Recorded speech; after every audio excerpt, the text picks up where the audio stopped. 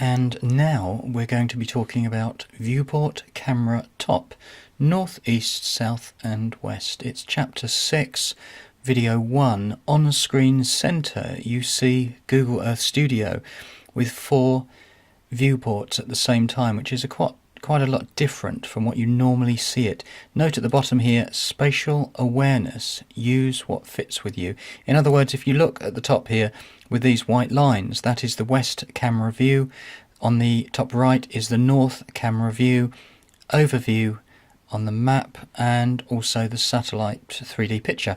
So what I'm getting at here is that if you go back to an older video, which was number 9 in the series, which was Good to Know the 3 Guitars, I did actually look at some spatial awareness in that and moving through space. I said 39 to 42 on the slides, and what I'm getting at, if you've missed that one, and this is just a really thorough teaching thing, is that I started to talk about spatial awareness and about how we move around in space, make sense of it, especially with looking behind us and in weird viewpoints that we can't see, or when we're given puzzles to see how we can work things out.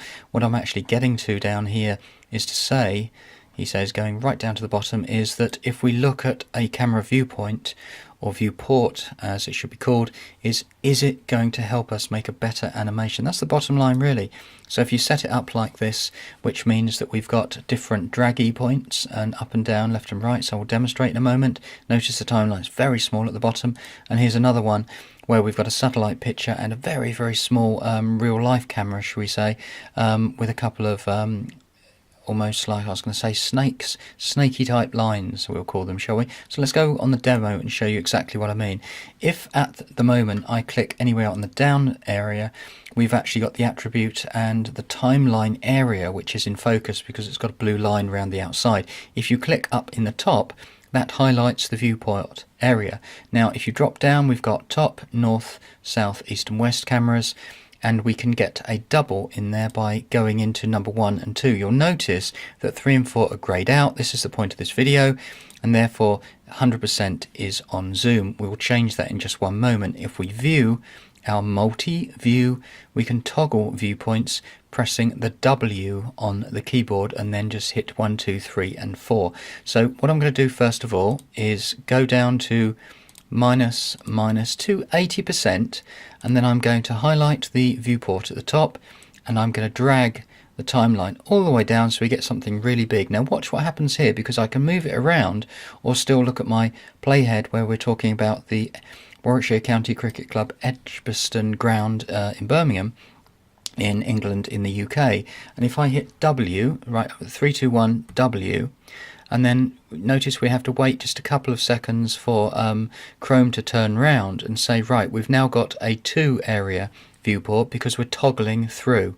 You'll notice now that on the bottom right of screen we're on number 2, and if I just click there to say that what we've got is the overview, which is the top, we can change that to satellite. If I 3, 2, 1, number 2, sorry, W again, sorry, it's my fault, and just wait for a couple of seconds, you can see it's actually scrolled itself through to number 3, and W again, wait for it to turn round and just load itself to say we've now got 4 viewports at the same time. Spatially aware, in other words, if I just center these up a little bit, so I'm dragging the vertical line in the middle, and then I'm going to make these equidistant, probably about there. Just leave that one there, and then just bring this one up as well. There we go. So in other words, what we've got is 4 viewports. As we work ourselves through the spiral animation, we can see lots of things going around at the same time. Remember, we can come in here and start dragging things around. You can see that I've highlighted something there, and I can start changing these points. I can do the same thing here, and it's getting all of a sudden to be quite advanced and for some people quite complicated. You don't need all of these things to make a decent animation. They are there if you need them. I think that's all we need to say in this one. The point of it was that we can change any one of these, and the other thing of course is the settings. If we click that, we can say fit to all paths, follow the camera, and I've checked show full paths. Have a play around with it, because the point of it is if you want to get good at anything, then you have to practice.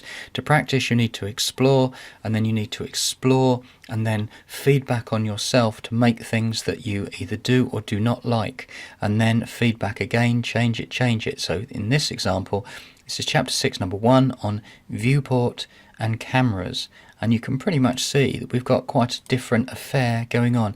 You don't need to make it complicated to make something quite magical and nice, but you need to be aware of these things. Should you fall into difficulties, then you need to know how to change them if you want to be really successful making some Google Earth animations.